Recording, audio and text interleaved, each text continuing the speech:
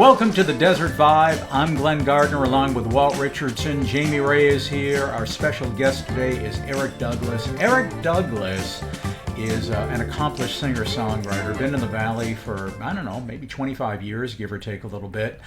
And is really a staple at many local events, and has released several albums, has recently released a really cool album. We'll talk a little bit about that and about what's coming up for him.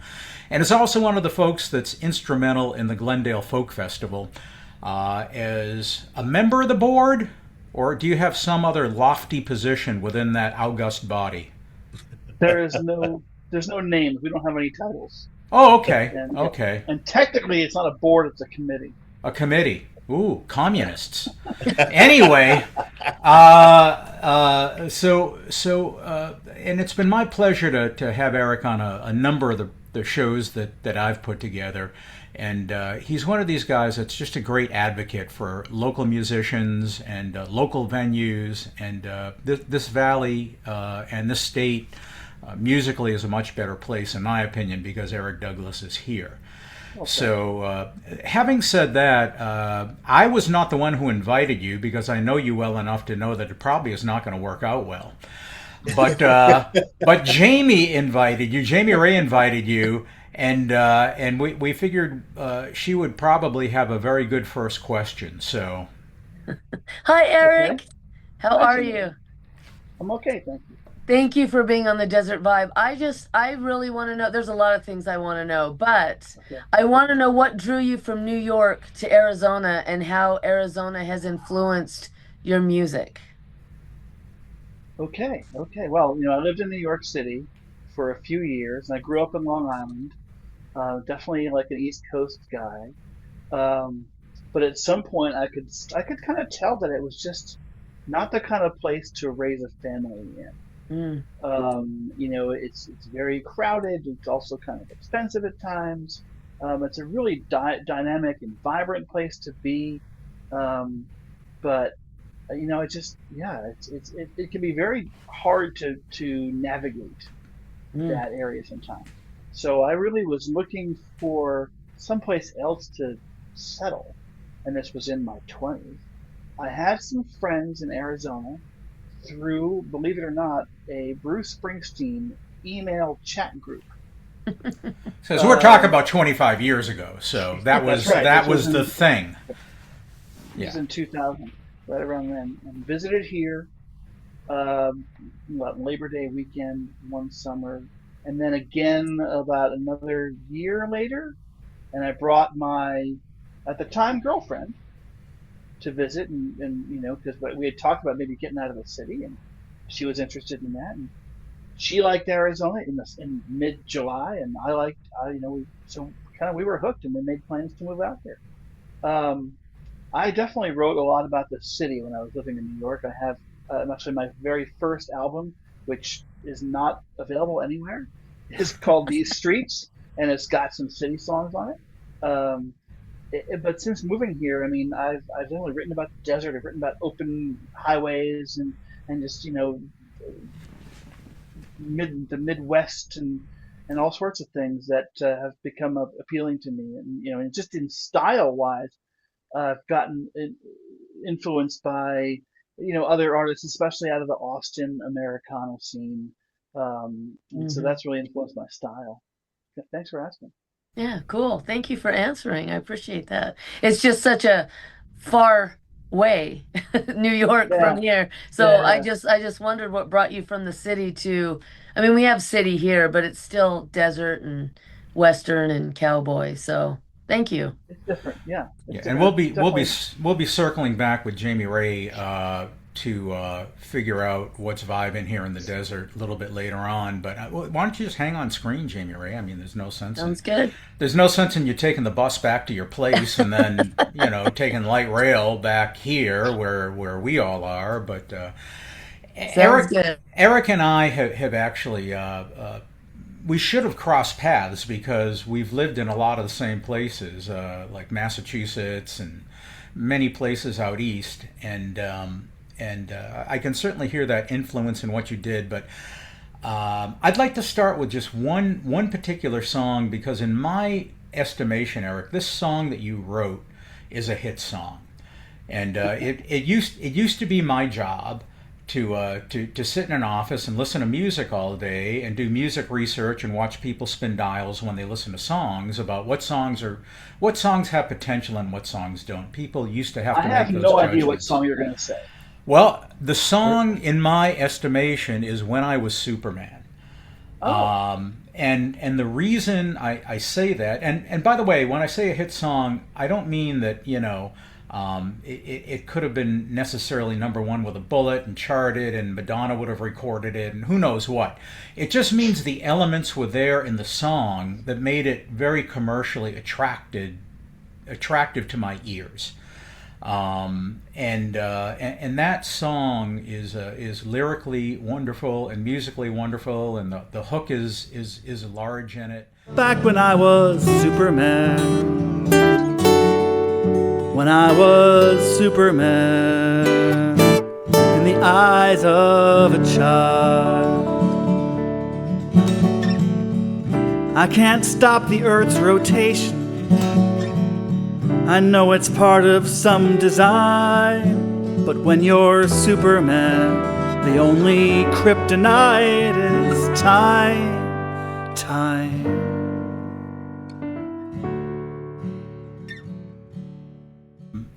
Tell us about that song, and of the songs you've written, is that the one when you wrote it you said, "Huh, this maybe is a little bit more," and I'm not saying it's better than your other songs.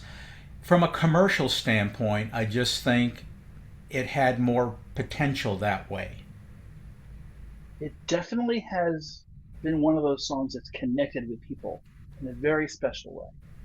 Um, when you're songwriting, there's the sort of the technical scientific part, the rhythm, the rhyme, the meter, the harmonies, all the melodies and stuff, chord progression.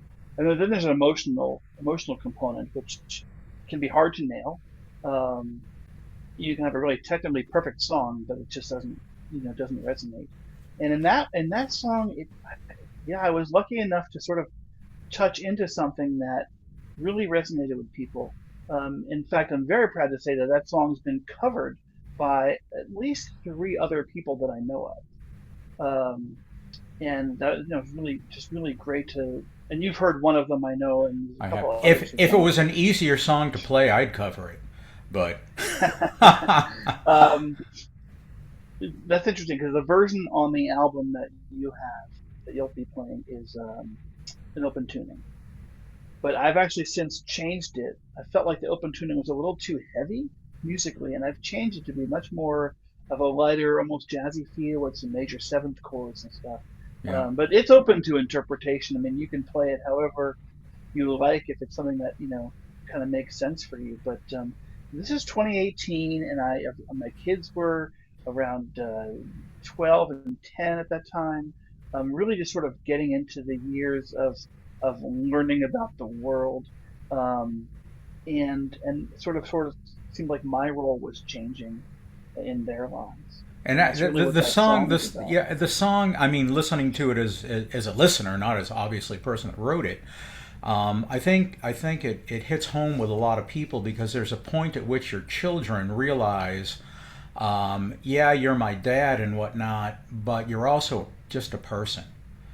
Um, and Yeah, and there's a definite shift in those years as to, yeah, you're in effect, I guess, taking a bit of a back seat in some ways, and and there's all that sense of time slipping away and things like that I think a yeah, lot of us have experienced. But it's a beautiful song, and I would encourage folks to check out the website, the web address of whatnot. That's right under Eric's punum there, and we will. You can check this out. But I just want to ask you about that song in yeah. particular because when I listened to it, my ears told me right away, "Ooh, this is something special." Um, but it sounds like you knew that when it rolled off your pen. You know. And I mean, nothing rolls off the pen. I think there's a moment when I'm writing, and there's a moment like something clicks, and I go, oh, there it is, right there. I can write 4 or 5 different versions of something that are kind of circling around the good idea, the good version of it, and then and I hit the right one, and I go, that's where it is. That's the one that I'm going to really develop. That song was like that, and I remember going out to play it one evening. There was a sort of an artist showcase down near where I live, um, and I brought it out there, and yeah, I mean, it was still kind of very much a work in progress, but people were liking it, and yeah, it was very encouraging to sort of continue to finesse it. There's actually a really interesting songwriting lesson in there, in that I was, I listened to people who talk about songwriting, accomplished people who have been there and done that. And there was a line in the song that was kind of like, um, time passes on. There was a line I'd written about time passing on. But the songwriting lesson is find a way to punch it up a little bit. It's very simple to say time passes on. But the line that I ended up with, was just like tarnished silver.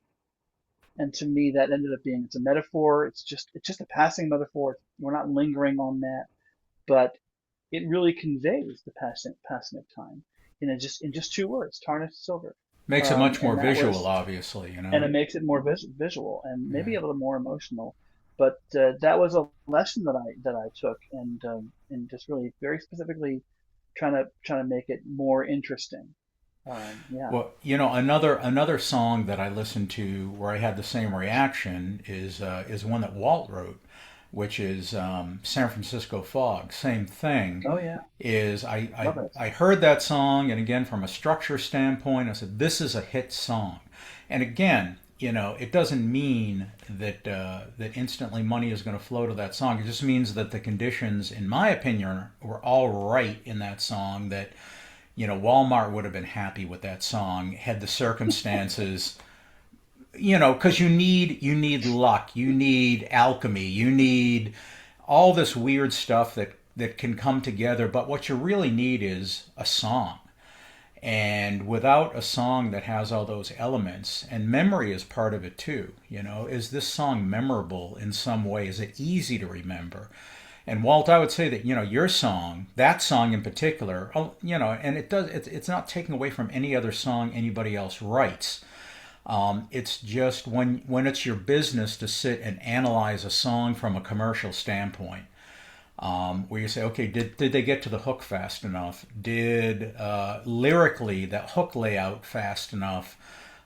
Is this something someone will remember after 2 or 3 listens, as opposed to 40 listens? You go, oh yeah. And Walt, that song. So I mean, I think you guys are kindred spirits in that way, in that there's those are 2 great songs in my estimation that the world in some ways is missing out on, because those other circumstances of luck, alchemy, weirdness, who what whatever, never came together that particular way. But they're great songs. So with that, here's my friend Walt. When I play that song live, I never introduce it. I never tell people what the title is, because the title is the surprise. Right. There's a lot of drama in that when you get to the chorus, and sort of the last 2 lines of the chorus, is the reveal, and Hmm. that really is a nice connection with people. So I try to avoid saying the title before I tell it. Sometimes that's the best way to lead into a song, is just to go right into it and let the audience, and everybody that's listening fill it in, because when you when you when you when you let the audience fill in things from their brain, they grab onto the song in a very personal way, a very intimate way, and that's great. I just want to say it's good to have you on the program, Eric. I'm glad Jamie Ray had reached out to you to be on the podcast. We we're finding out exactly who is listening to us, and we're finding that our large portion of our listeners are actually musicians. And Sure. so I have a few questions from you because we've been taking you down the line of songwriting and targeting those aspects of. I have a few questions, but then I'll kind of blurt them all out, and then we'll take it apart piece by piece and see which parts I'll remember to ask you again, even though it's written down. You know how that works. It's like writing a Yeah. song. You know, does that line Yeah. work and everything? So, in my point of departure, where meeting you is through the open mic nights, and popping in there that way, and it's formal, but it's informal at the same time because we're not sitting in a coffee house having a chat. It's I'm introducing you. I know you for about 5 seconds. Now I'm introducing you on the stage, and you present your music, and that's how I'm getting to know you first: is sound of your voice, the storytelling, the chord structures, and the presence in the performance. And you do all those very well to let me know that you've been doing this for a while, and it's always a pleasure to have you in the room because it brings that kind of welcoming spirit to everybody. So, coming from where I want to start, I'm looking at a lot of guitars and instruments back there on the wall. Mm, How many instruments do you play? And okay. which ones of them are your favorites? And why do you choose the one that you do when you are performing? So you can take Okay. those in any kind of order right there. Sure. Um, I played tuba for a number of years through high Oh, school, okay. and that's really stopped doing that. And I started picking up piano a bit in college. I played some jazz piano. I took Mm, some lessons and doing that. But I don't know, sort of learned a lot myself and played some jazz standards back in that time. And it wasn't until like the early to mid '90s or so that I started playing guitar, and getting into some of the artists like Springsteen and James Taylor and stuff like that. hmm So acoustic guitar is now my primary instrument. So I've got that one back right there behind me. That's my Taylor. That is my primary instrument for gigs, and it's very reliable. It stays in tune well. It can handle any climate now because it's been 25. I've had it 23 years, I think. You know it's really well worn in. It sounds great, and it's just super reliable. I have another couple of acoustics. I'm not a collector. I have instruments to play them. Yeah. So I don't have dozens of things there. There's a resonator on the wall over there, which I'll use for certain things. I want a nice vintage sound, or if I hmm want to play a little blues, like slide blues, something really swampy sounding, that's hmm always fun. I've got this Gretsch hollow body electric right there. hmm Um, that you know, I really wanted something with a Bigsby, tremolo arm, hmm and I've always liked the sound of a Gretsch. I use it for certain applications, for certain songs, certain types of songs. Have a couple of more jazzy kind of things or slower things where I can really dwell. For strumming, I wouldn't use it for like a straight up strumming song for the hmm most part. However, I've been getting into um, some 50s garage band type stuff. Yeah. Um, you know, like Buddy Holly and the Animals, hmm and stuff like that. And so when I'm playing a gig at a restaurant patio or bar or whatever, there's a good 25 to 30 minutes worth where I'm just going through some of that old stuff, Yeah. Mountain of Love and In the Midnight Hour and Oh Boy and stuff like that. It's just a Yeah. real fun departure hmm um, from some of the other material I do, and that Gretsch is just perfect for it. We've got the mandolin over here, and use that for I use it for recording at home. I don't. It's not really a primary instrument. That's one of the things I wanted to lead into when you said recording at home. Your whole songwriting process, in terms of how you create and how you record, basically simultaneously and everything. Walk us through so that somebody who is starting out and they just want something simple in order to catch the song, and they're going to do the more elaborate stuff in the studio.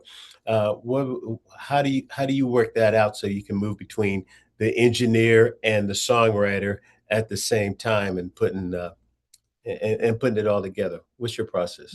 When I'm writing something, I'll have the guitar in with me, and there's a, sort of lyrics begin, and then I'll pick up the guitar to sort of find out how it feels or how it sounds. Sometimes I will try to make sure I capture something just by using a voice recorder on my phone, Hmm. um, just to make sure I don't lose something that I played that was kind of cool.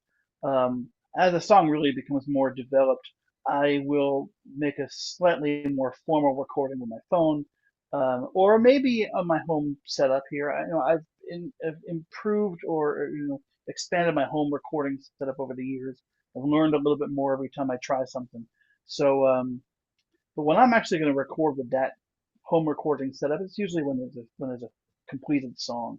Um, when I like a song, I'm playing it nonstop, so it's really it's in my memory, it's in my hands, um, before it's any kind of recorded, before any recording happens.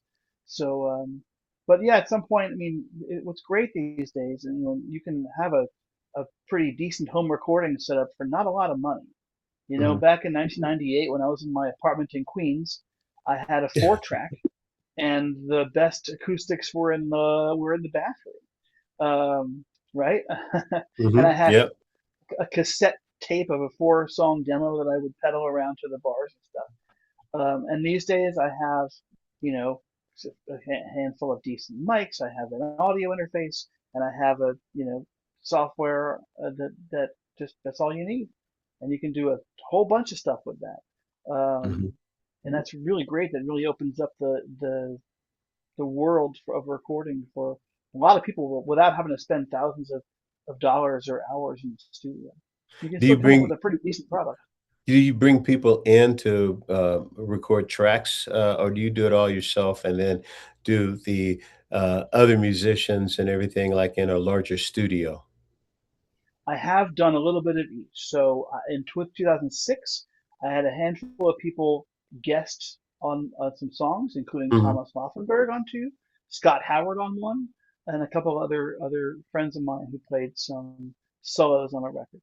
Hmm. In 2019, I recorded some of an album at with Cowboy Rex at his home studio, and I Hmm. had a couple of other folks come over and record some solos like Eric Ramsey did. I had Eddie Roswell do a solo, and he actually did it um, at his studio. I sent him a version of it. He did it at home and emailed me the file. Hmm. Um, I went over to Bob McCarroll's place for him to help me out with something. So a mix of this and that. Yeah, Most recent couple of albums I've done myself at home. that's cool. And you did the Yeah. mastering as well? Yes, and there's a question as to whether I should be. If you listen to the final result, it's like, well, I don't know, but I will say that each record is slightly better produced than the previous. Right. So the Well, one I put out in May it sounds really good compared to the one I did a year ago, compared to the one I did a few right. years before that. So here's my next question. When you're writing a song and you're in that spot of, you're in it, who who do you feel like you're talking to?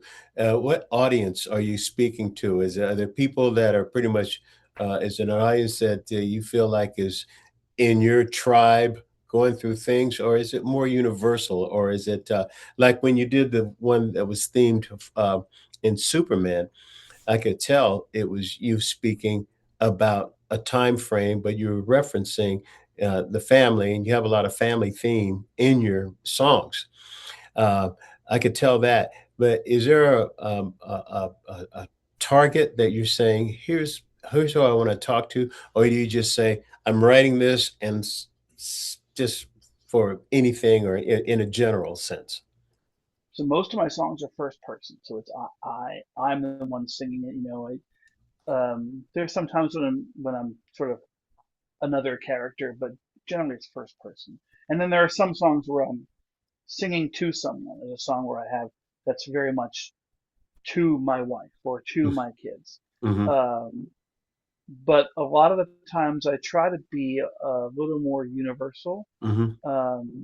I wrote a song about 9/11 because I was Mm. living in New York City at the time, and my first reaction was, I don't want to write a song about 9/11. Mm-hmm. You know, I can't bring anything to this topic that would sort of transcend the importance of that day, of the meaning of Mm-hmm. that day in our history, shared history. Um, for 6 months later, I was talking to someone and they shared their story of it, and I felt like that was something that I could sort of put into words, Mm-hmm. into a song, and but I didn't want it to be very. I didn't want that song to live only in that moment. I want to be able to look back and say, this is a song that I can share 25 years later now, and Mm-hmm. it can still feel relevant, or it can still feel like I'm capturing the way we were. So yeah, I definitely try to be more to be very universal, because I don't want to write a song that like five people understand. Right. You know, um, Yeah. That's my certainly some job. songs are. Yeah, And he I does mean, it well. He I does I it do. mean, well. like He's you got know, up to three people listening. Oh He'll yeah, I pick a got my fight. PhD in that. nostalgia is a great emotional topic, and a song like "Porch Light" by Glenn Gardner, title track of the album "Porch Light," I think, Yeah. is a Checks in great the example of mail. that. Where Yeah, thank you. Where it's one of these songs where anyone can listen to it, that we have a shared experience. Certainly, some songs are geared more towards like certain kinds of people. Or a song like "When I Was Superman," parents are going to relate more to that than others. Mhm. But yeah, I mean, I think that with universal themes, you've got love and you've got regret and nostalgia and family. A lot of people can relate It's to like that. So with yeah, I with try to Walt, try to people that go have for smoked a lot of reefer in their life really can identify with a lot of those songs, Walter. So Eric, getting back to the subject instead of drug treatment that Glenn is still in. Well, I'm He's still in that actively experimenting. he's in You that know. We all have retired our drug. thing. He's in that retired generic level of the club. Um, you went back to when we were speaking with Jamie Ray. You went back to how she asked you a question of how you ended up here in Arizona, and it's always similar theme with a lot of people. They either come out here and visit somebody, and then they move back out here. They come out with their significant other, and they break up, and they live happily ever after. That's how they got here, and things like this. Now that you're here, I can hear Jamie Ray laughing without even her mic being on. Now that you're in Arizona, give us a description of how your experience with the music community here as opposed to the music community where you came from. Share with us how you're I feeling. mean, boy, I mean, I used to go to some open mics back in New York City, like way downtown, or over in Chelsea and Seventh Avenue and 22nd. This Hmm. place where I really enjoyed, and some in Brooklyn, and it can be difficult. I mean, there's certainly everyone's really trying to do their own thing, get ahead, right? Hmm. Um, there's a bit of a community when you really if you stay with like a certain place, Hmm. certain venue or certain part of town in the village or whatever, you can really make that community. But it's tough. Um, you know, that being said, it was really great to play there at times, and I had some really great gigs and some good experiences in meeting people. Living out here in Arizona is a lot. I mean, we have such a great community in what we'll call the folk scene, although it really spans a lot of things. There's a lot of overlaps with the country scene, with the West Valley country music folks, and other areas as well. Um, but yeah, I mean, so when I first moved here in '02, we saw an ad in the New Times for a songwriters gathering at Encanto Park in Phoenix, and I didn't know what that was, but I showed up there and met some people, and I met this fellow Lon Austin and some others who were, apparently they're very esteemed musicians in the folk community, and it was great to meet some folks there, and it was a place where you could share songs, and there was some, workshop type things and lectures. And I went to that for a number of years. Ended up taking some time off of music when my kids were very little, but came back to it in about 2010 or 11. Started going to that songwriters gathering again, where I met Andy Hurlbut. Andy Hurlbut was a I say was because she passed away in 2022, but she was a kind of one of the matriarch of the local music folk scene here, and very welcoming and really just very encouraging, and that's kind of what got me involved in becoming more involved in the music community, and I learned about things like the at the time it was the Gilbert Folk Festival, which is no longer, but the Glendale Folk Festival, and I actually played there for the first time in 2013 or 14, um, and have been performing at that folk festival every year since. Hmm. So whether that's something that Arizona itself has made uh, um, possible for me, with the sense of community and belonging, or that's just this unique to this area, I don't know, but definitely that's one thing that's been great for me here, That's and good. that Well, yeah, That's good. it's been great. It's been great for us too, and that's I think sure. that's the, the way it should be. And I've noticed some of those same things that the community here is really phenomenal. But I Eric, mean, one thing that we've got to really wrap resonated. up in just a minute here. So Oh, okay, yeah. leave us with some pearl of wisdom uh, that you've been sitting on over there. Um, I mean, again, this I've been doing this for a while. You guys have been doing this for quite a while, and you're both very much nurturers of the music community, both running open mics and hosting events and all sorts of things. So it's great to sort of be a part of that role. And I'm like you mentioned, I help out with the Glendale Folk Festival, and that's coming up, again every March. And so I'm sort of I help out with that. I'm glad to be doing it, and to just encourage artists of all ages to get involved, and that there's a place for folks. And just really appreciate what opportunities that brings me. Well, Eric, thank you. Definitely. I just wanted to also say thanks for being on the show. I want to also thank Jamie Ray. Where can we find you? How do we find you on a website somewhere? For some Sure. of your shows, There, and how do people yeah. get your recorded? So there's Uh, ericdouglasmusic.com is my uh website, and that's got links to basically everything you need hmm. or want. There's music on Spotify, Apple Music, Amazon, Okay, Bandcamp. Bandcamp is there's I have 8 albums now, most of which good, I think 5 or 6 of which are available online. good. Yeah, and there's Facebook, Instagram pages as well. Well, it's been a pleasure having you here, Thank you. Jamie Ray. I know you want to say thank you as well. I do. So, Thank you yeah, very much. And that Glendale Festival is March 6th and 7th, so That's right. That's everybody right. needs to look out for that. I really appreciate you coming on. I enjoyed getting to know you a little bit. I know I have a lot more to learn about you, but it was fun. I'm glad you came on. I loved hearing more about what you do and where you come from. So thank you. and Thank you, Jimmy Ray. we certainly hope your fans have that want to get to know you, feel like they had a nice little cup of coffee and feel like they're chatting with a songwriter they've wanted to get in touch with, and now it's opened a way for them to have a conversation and pick your brain whenever they see you again. Sounds great. Sounds Thank you. Thanks a bunch, Eric. Take care. Blessings Thanks, to your Randall. See you family. soon. Thank you See you all. soon. Thank you Bye. all. You're welcome. That was Yeah, great. great guy, and again, a person who has definitely had an impact here in Arizona Mm. Yeah. on what we get to listen to and all the things that we enjoy. And he downplayed a little bit his his involvement with things like the Glendale Folk Festival, but that. And Walt knows, Jamie Ray, you've done this stuff. Yeah, These festivals are a tremendous amount of work. Oh, they are. yeah. And Oh, I And yeah. agree No with doubt. you. He did downplay it a lot because he does a lot more than yeah, what he let on. he's a He's Well, a good. real deal. I knew you were going to say that particular tune because I've heard it a number of times over at the open mic night, and I have written a song where I allude to the imagery of Superman, right?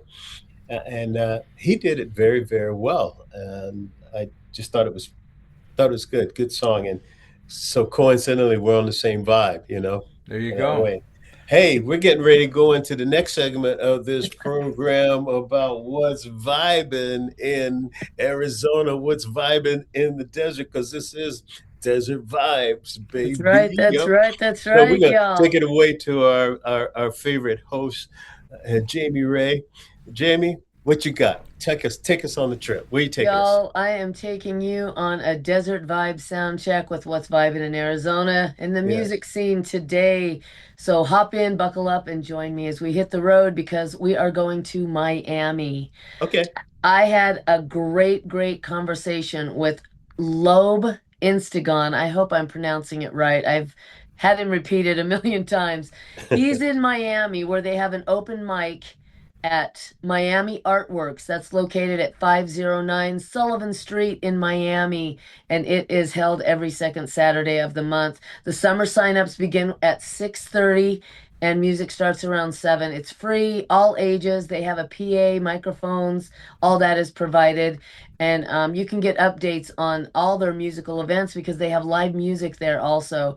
But it is such a cute little historic bar, and not a lot of people get up to Miami, Arizona, but they do have a lot going on. And Miami Artworks, they do have a Facebook page where all their information is. And I loved talking to the dude. He was really cool. He runs it and just wants the valley to get up there. He's trying to get people from the west Let's go. side. And yeah, Let's I'm go. ready. It is such a cool, you would love it, Walt, especially. It's a great, cool little venue. So Well, let's the three of us go up let's there. Make go. it a I'm trip. ready to go. I'm always Okay. ready to go. I'll buy my plane ticket. So I want to move on down to Globe because Globe doesn't have a regular recurring open mic that I could find anyway, but they do have the Cobra Valley Center for the Arts, and their website shows all their events because they have a lot of music going on in Globe. They have special performances throughout the year. You can catch live entertainment. One of the bars that I think is really cool, the Hideaway Bar and Grill, located at 1313 North Wheatfields Road. It's open 7 days a week, and they've always got some music going on there.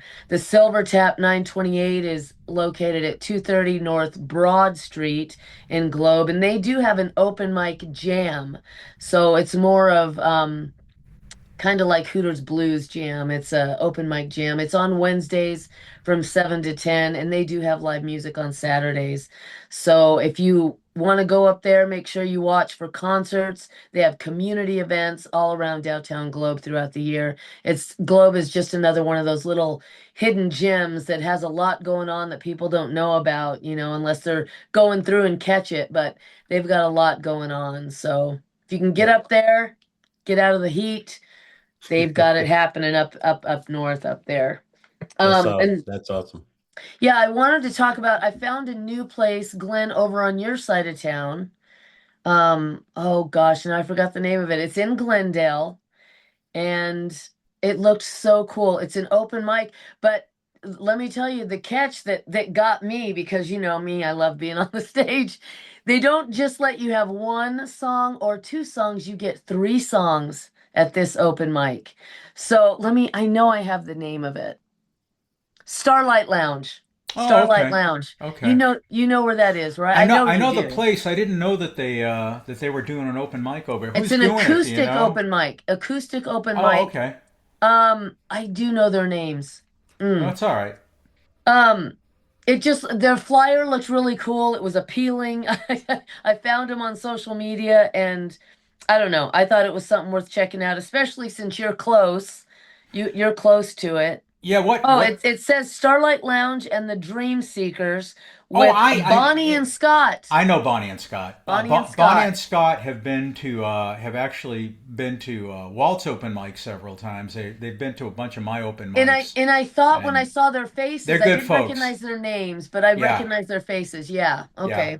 Yeah, they're Yeah, good so that folks. looks really cool. It looks like it, I want to go check that one out, especially because you get 3 songs. And what night? What night of the week is it? That is on a Wednesday, I think. Oh, thank goodness, there's an alternative to having to go to Oh, Walt's I'm thing. sorry. I'm sorry. It's Monday nights. Monday. Oh, Monday. The Wednesday mm, night was up in Globe. Monday night. oh So well, people, yeah, I know. oh well.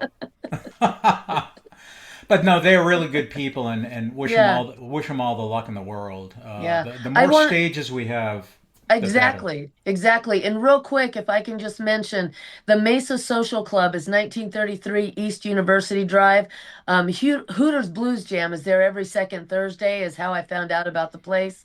But it's a live music venue, and they've got everything from classical to jazz Nice. to anything. You can go catch a concert. I think they have a cover charge. It's minimal, maybe $5.